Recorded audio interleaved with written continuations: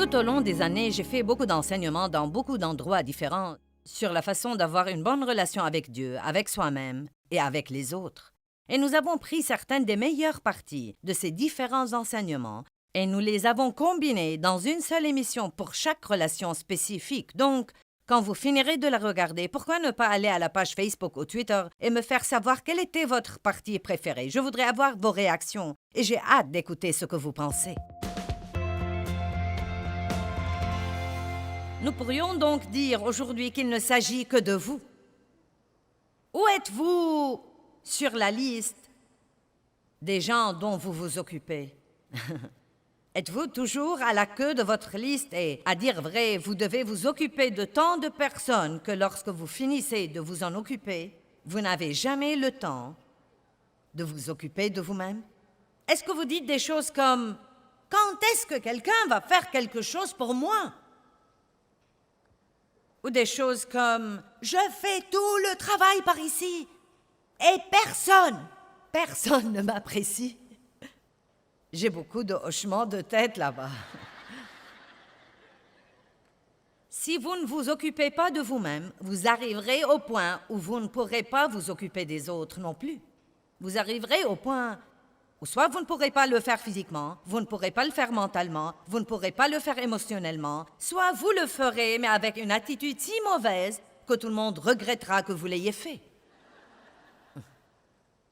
Ce n'est pas égoïste de s'occuper de soi-même. C'est sage. Je crois que Dieu nous donne la responsabilité dans 3 relations. Et la Bible est une affaire de relations. Elle parle de notre relation avec Dieu, de notre relation avec les autres, mais plus important encore, de notre relation avec nous-mêmes. Si vous ne vous aimez pas, il vous sera impossible d'aimer quelqu'un d'autre. Ce n'est vraiment pas possible. Vous savez pourquoi? Parce que vous ne pouvez pas donner ce que vous n'avez pas. Si vous n'avez ni amour, ni estime pour vous-même, si vous ne vous appréciez pas vous-même, comment allez-vous apprécier les autres? Si vous ne vous respectez pas, comment allez-vous respecter quelqu'un d'autre? Il m'est impossible de donner ce que je n'ai pas. J'ai un verre d'eau là, donc si vous dites « donne-moi de l'eau », je pourrais faire ça. Mais si mon verre était vide, aussi longtemps que vous criez pour que je vous donne de l'eau, je ne pourrais pas vous donner ce que je n'ai pas. Et j'ai essayé pendant des années d'être une personne aimable, et je ne savais pas quel était mon problème, parce que je voulais sincèrement obéir à la Bible qui dit d'aimer les autres, et je continuais à échouer, et à échouer, et à échouer, et je me suis finalement rendu compte que je ne m'aimais pas. Je n'étais pas miséricordieuse avec les autres. J'étais dure et insensible et critique et imbue de moi-même. Je ne pouvais pas être miséricordieuse parce que je n'avais pas encore reçu la miséricorde de Dieu pour moi. J'étais trop dure pour moi-même. Si vous êtes trop dur pour vous-même, vous serez trop dur pour les autres. Si vous exigez la perfection de vous-même, vous exigerez la perfection de tous les autres.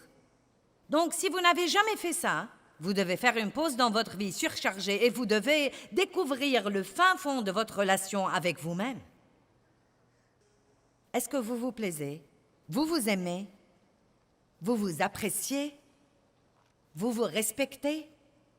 Est-ce que vous faites des choses pour vous-même? Est-ce que vous répondez à vos besoins légitimes sans culpabiliser? Parfois, si nous faisons quelque chose pour nous-mêmes, il y a ce petit démon qui traîne dans notre espace et nous oblige à culpabiliser pour l'avoir fait. Eh bien, tu aurais pu donner cet argent, tu n'avais pas besoin d'une autre paire de boucles d'oreilles, tu aurais pu faire ceci, tu aurais pu faire cela. Pourquoi tu es allongé pour regarder ce film? Il y a toujours du travail à faire. Allez, n'est-ce pas que je dis la vérité?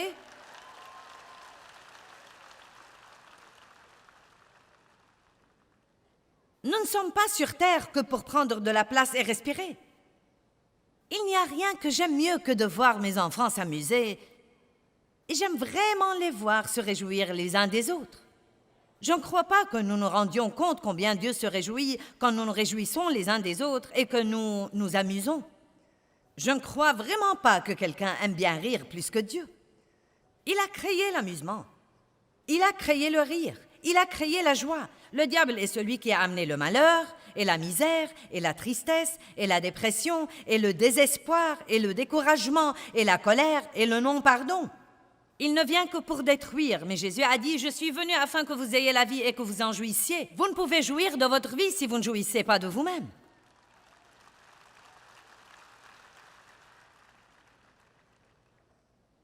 Combien d'entre vous ici ce soir ne s'estiment pas comme il faut? Combien d'entre vous ne s'aiment pas tant que ça? Maintenant, j'ai un tas de ça, vous savez. Il faut dire la vérité. Non, mais il y a eu beaucoup d'années où je ne m'aimais pas. Je n'aimais pas ma voix, je n'aimais pas ma personnalité, je n'aimais pas mes cuisses, je n'aimais pas ceci, je n'aimais pas cela. Eh bien, vous devez vraiment faire la paix avec vos cuisses parce que les cuisses que vous avez sont les cuisses que vous avez.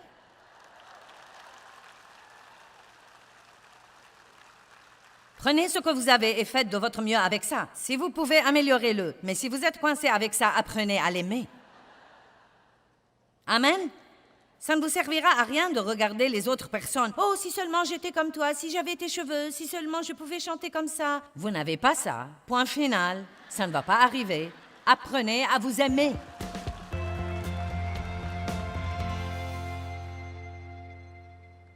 Vous savez, il n'y a pas beaucoup de chrétiens vraiment heureux à plein temps.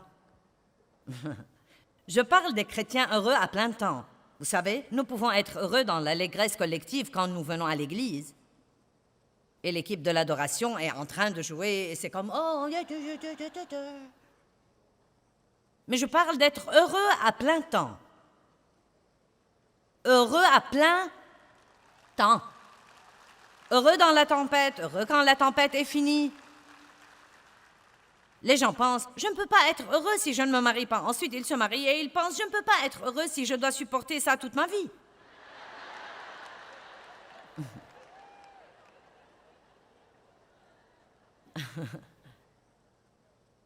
Vous savez ce qu'on dit? Les célibataires sont tristes et les mariés sont fâchés. Eh bien, je ne peux pas être heureux. Sans enfant, je ne peux pas être heureux. Oh, si cet enfant ne grandit pas et sort de cette maison, je ne peux pas être heureux. Je ne peux pas être heureux si je ne peux pas avoir une grande maison. Oh, je ne peux pas être heureux si je dois nettoyer cette grande maison toutes les semaines. Dieu dit, demandez-le, et si c'est bon, je vous le donnerai. Et je vous le donnerai dans mon timing. Et je vous le donnerai quand vous êtes prêts. Non pas quand vous croyez que vous êtes prêts, mais quand je sais que vous êtes prêts. Vous ne possédez pas parce que vous ne demandez pas. Demandez et vous recevrez afin que votre joie soit parfaite. Mais je ne crois pas que je puisse être heureuse si mon mari ne change pas. Eh bien, je croyais ça, et mon mari n'a pas changé et maintenant je suis heureuse. Il n'a pas changé.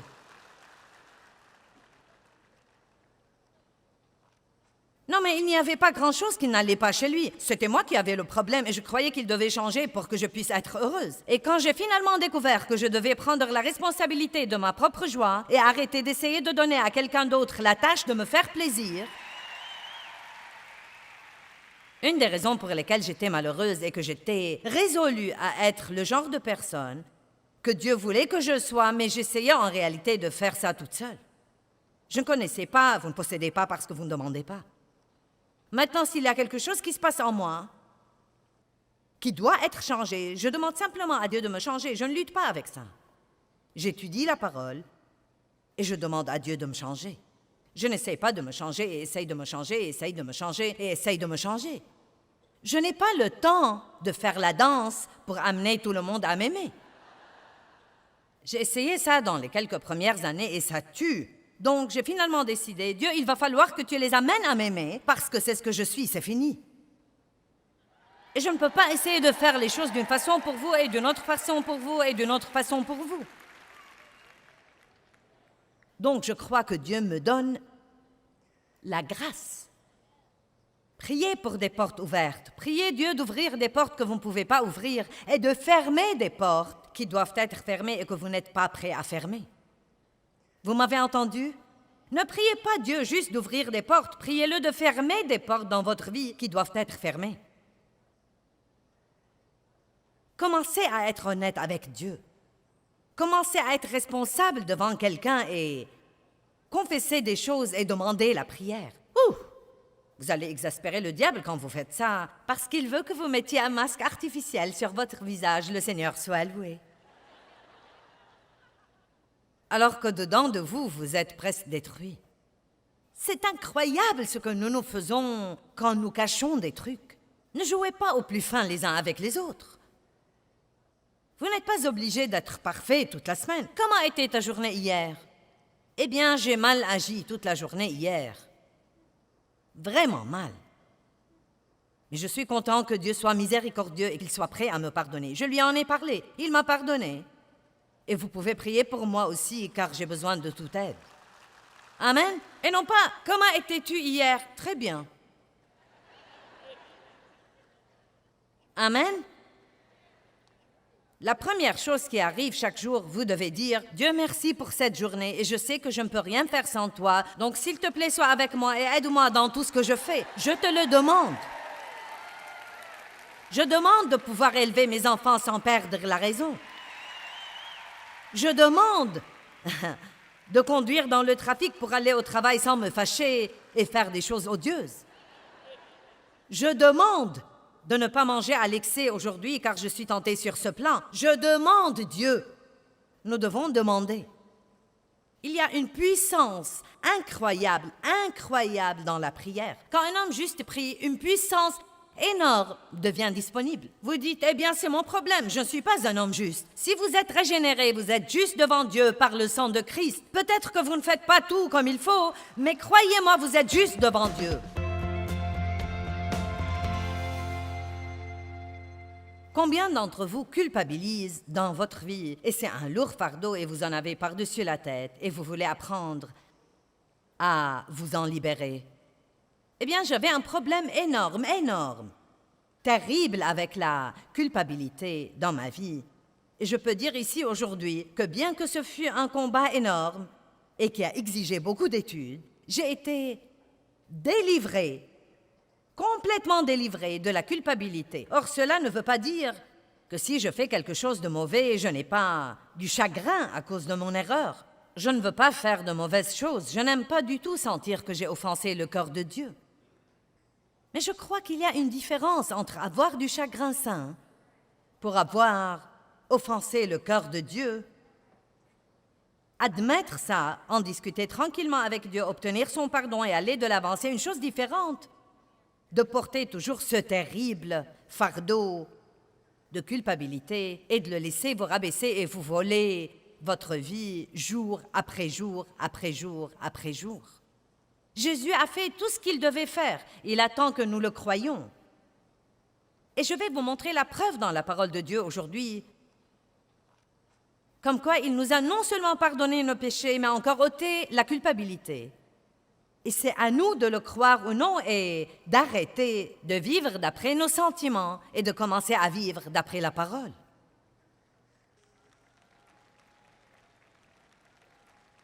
Quand j'ai finalement vu comment Satan m'avait volé par la culpabilité, qui en était vraiment une fausse, parce que je m'étais repentie, j'avais demandé à Dieu de me pardonner et j'avais même cru qu'il m'avait pardonné.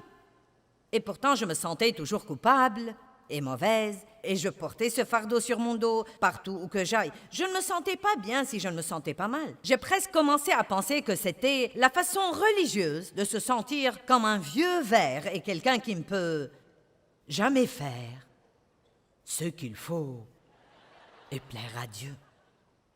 J'ai beaucoup souffert à cause de la culpabilité. Oh, c'était horrible.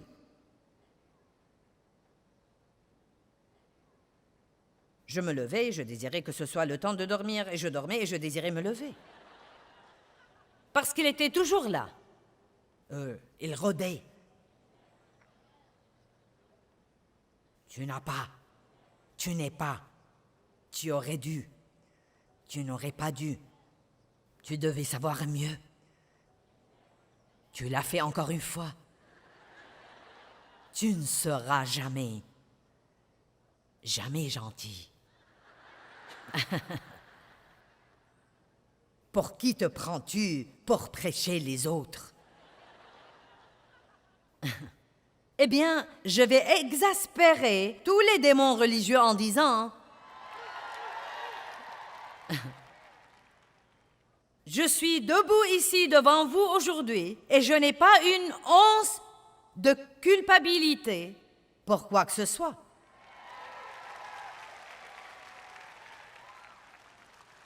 Je n'en ai aucune.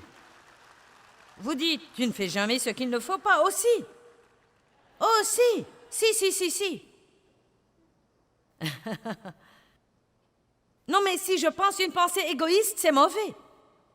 Si je pense une pensée critique au sujet de quelqu'un d'autre, c'est mauvais. On ne fait pas toujours ce qu'il faut. Et tout ce que Dieu veut que vous fassiez, c'est de dire « Tu as raison, Dieu, et j'ai tort, et je suis désolé, et j'ai besoin non seulement de ton pardon, mais encore de ton aide pour ne pas répéter. » Et ensuite, immédiatement, non seulement comme un service à vous-même, mais encore comme un service à Dieu, vous vous en détournez et vous passez à la chose suivante que Dieu vous réserve. Vous ne la traînez pas avec vous, et vous faites ensuite une autre erreur, et vous la traînez avec vous, et vous faites une autre erreur, et vous la traînez avec vous. Certains d'entre vous se sentent toujours coupables pour des choses d'il y a 30 ans, et 20 ans, et 15 ans, et 10 ans, et 5 ans, et une semaine, et hier, et ce matin. Allez, la Bible nous enseigne que Jésus-Christ est notre remplaçant, et que nous sommes cohéritiers avec lui, et que tout ce qu'il a souffert pour triompher, toute victoire qu'il a remportée pour nous, quand il a pris le péché à la croix et est mort là avec ça, à ce moment-là, le péché a perdu sa puissance sur quiconque croirait vraiment en Jésus-Christ, car ce que Dieu a vu ce jour-là sur la croix, en Christ, il a vu chaque personne qui croirait en son Fils unique, Jésus-Christ, et se fierait à lui pour son salut. Spirituellement, nous étions en lui quand il est mort. Nous étions en lui quand il a ressuscité des morts. D'après la Bible, nous sommes assis en ce moment dans les lieux célestes en Jésus-Christ. Bien que nous soyons debout ici en ce moment, nous sommes encore en lui. Et si vous ne savez pas qui vous êtes en Christ, vous ne comprendrez jamais ceci. Ce n'est pas « j'espère, il se peut », c'est un fait. Donc, c'est quelque chose d'ici, du côté du ciel, qui est tout à fait accompli. C'est déjà fait. C'est accompli. Votre nom est là. Votre demeure est déjà bâtie. Amen. Et tous ces bons trucs. Donc, nous nous détournons du péché ici. Je suis mort au péché. Je vis pour Christ. Je suis mort au péché. Je vis pour Christ. Hop. Minute. Il n'y a aucune condamnation pour ceux qui sont en Christ. Je suis désolé. Je me suis repenti. Je suis pardonné. Tu n'as rien à voir avec moi, diable. Je vais continuer à faire des progrès, à marcher vers ma relation avec Dieu. Mais ce qui arrive normalement, c'est que les gens sont coincés quelque part et ils arrêtent de grandir. Et ils n'ont jamais la joie que Jésus veut qu'ils aient pendant qu'ils sont ici. Celui qui n'a point connu le péché est devenu péché. Il a pris notre péché. Et puisqu'il l'a pris et l'a payé, nous ne devons pas le garder et le payer. Non seulement les péchés que nous avons commis avant de demander à Christ de venir dans notre vie, mais tous les péchés que nous commettrons tant que nous sommes vivants sur terre. Tous les péchés ont été traités sur la croix. Tous les péchés. Bien, maintenant le verset 10 est une grande chose ici. Versets 10 et 11. Car il est mort, et c'est pour le péché qu'il est mort, mettant fin à sa relation avec lui une fois pour toutes, et la vie qu'il vit, et c'est pour Dieu qu'il vit, en communion ininterrompue avec lui. Maintenant, voilà. Le moyen d'avoir la victoire sur le péché, c'est de vivre dans une communion ininterrompue avec Dieu. Arrêtez de vivre sous la loi et d'avoir toutes vos listes de tout ce que vous devez faire ou ne pas faire de peur de fâcher Dieu. Laissez le côté légal. Mettez-le de côté et comprenez que Jésus a gardé la loi, il a accompli la loi, il a écrit la loi dans vos cœurs, et plus vous communiez avec lui, plus vous êtes proche de Dieu, plus vous saurez ce qu'il faut et ce qu'il ne faut pas, et plus vous êtes proche de Dieu, plus vous aurez la force de faire ce qu'il faut et de dire non à ce qu'il ne faut pas.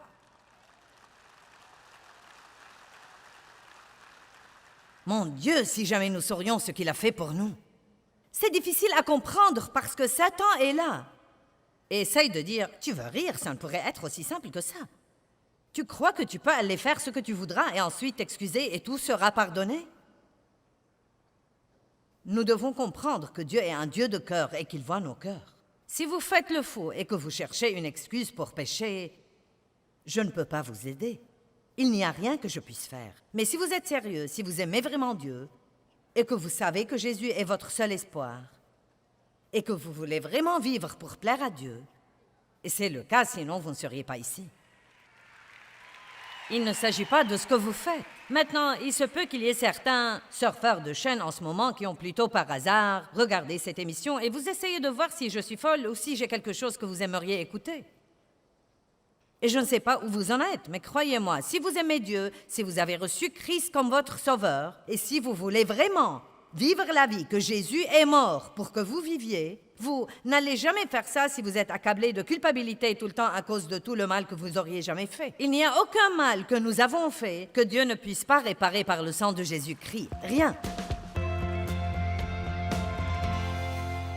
Vous êtes-vous jamais lassé de travailler sur vous-même ou jamais demandé pourquoi plus vous faites de gros efforts pour ne pas faire quelque chose, plus vous le faites? J'écoutais un message au sujet de ne pas trop parler ou dire de mauvaises choses et j'ai décidé, c'est fini, je vais rentrer à la maison et je vais fermer ma bouche et je ne vais pas dire une seule chose, car si je ne dis rien, je ne peux pas m'attirer des ennuis. Eh bien, la chair passe toujours d'un extrême à l'autre. Je parlais trop et ma solution humaine à ça était de ne plus parler. Et nous savons que ça ne marche pas. Donc, quand tout le monde a voulu savoir ce qui n'allait pas chez moi, cela m'exaspérait, car je pensais, vous n'aimez pas que je parle, vous n'aimez pas que je ne parle pas, quoi que je fasse, je ne peux pas plaire aux autres. Quelqu'un comprend de quoi je parle? Je ne comprenais pas que le changement vient de l'intérieur vers l'extérieur. J'essayais toujours de me changer de l'extérieur. Ce que je devais faire était de dire « Dieu, tu sais, j'ai été convaincue par ce message, j'ai vraiment un problème sur ce plan, mais je ne peux pas me changer, Dieu, j'ai besoin que tu me changes toi-même. Je me fie à toi, Dieu, pour me changer. J'ai besoin de grâce, Dieu, de grâce et de plus de grâce pour m'aider dans cette situation. » Et ensuite, quand j'ai totalement compté sur Dieu, j'ai eu accès à sa puissance par ma foi, et ensuite, tout à coup, j'ai remarqué, « Wow! Je change! Je ne sais même pas comment c'est arrivé. Je ne suis plus en train de dire des bêtises comme avant. Wow! Ce doit être Dieu! » Et c'est ce qu'il veut. Galates chapitre 3, verset 5. Celui qui vous accorde son merveilleux Saint-Esprit et qui opère puissamment et miraculeusement parmi vous, le fait-il parce que vous faites ce qu'exige la loi ou parce que vous croyez et vous adhérez et vous vous fiez et vous comptez sur le message que vous avez écouté? Donc il dit, croyez-vous que vous allez changer à cause de vos luttes et de vos efforts? Non, la seule façon de changer, c'est de compter complètement sur Dieu. J'espère que chaque message que je prêche ce week-end vous convainc vraiment, vous convainc. Je ne veux pas qu'il vous condamne. Je veux qu'il vous convainque, mais je ne veux pas que vous rentriez à la maison pour essayer de changer. Je veux que vous rentriez à la maison et commenciez à prier au sujet de ce que vous avez écouté et à dire « Dieu, j'ai besoin que tu travailles ça en moi. » Et l'autre chose que je veux que vous fassiez, c'est de continuer à étudier dans les domaines où vous recevez la conviction. Allez à la parole et allez au Saint-Esprit. Ne vous embarquez pas dans les œuvres de la chair pour faire que les choses se produisent. Allez à la parole, allez au Saint-Esprit et dites « Dieu, je ne peux pas faire ça sans toi. » Ce serait comme si j'exigeais que ce truc donne la lumière quand il n'est pas branché. Mais c'est très simple si vous branchez tout simplement les choses. Tournez-vous vers la personne qui est à côté de vous et dites « Es-tu déconnecté? » Il y a le courant dans la prise de courant à tout moment. Mais vous devez vous brancher. Comment est-ce que vous vous branchez? Dieu, j'ai besoin de toi, je ne suis rien sans toi, je me fie à toi, je m'appuie sur toi, je compte sur toi. Mon Dieu, combien d'années ai-je essayé de changer mon mari? Avez-vous une idée du travail futile que c'est que d'essayer de changer votre époux?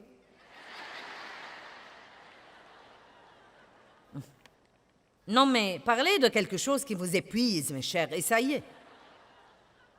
Je reste à la maison avec nos enfants toute la semaine et ensuite tu viens et tout ce que tu fais, c'est de jouer au golf et de regarder ce sport à la télé. Et moi? Je ne pensais pas au fait qu'il travaillait toute la semaine. Et ceci était quelque chose qu'il aimait. Et d'ailleurs, je n'étais pas aussi agréable pour qu'il passe le temps avec moi. C'est la vérité, je ne l'étais pas. J'étais casse-pied et manipulatrice et autoritaire et égoïste et égocentrique. Oui, j'étais exactement comme ça jusqu'à ce que Dieu s'est saisi de moi. Et pas seulement ça, j'allais à l'église comme ça tout le temps. Et aller à l'église ne m'a pas du tout changé. Allez à l'église autant que vous voudrez. Ça ne veut pas dire que vous allez changer. Vous changez quand vous commencez à prendre la parole au sérieux et quand vous commencez à crier à Dieu et à dire « ça ne me satisfait pas de rester comme je suis ». Je sais que Dieu a changé ma vie et que je ne suis rien sans lui. Nous sommes la tête et non la queue, en haut et jamais en bas. Nous sommes hardis et intrépides et confiants et nous n'allons pas laisser le diable gagner. Allez maintenant, levez-vous tous et louez Dieu.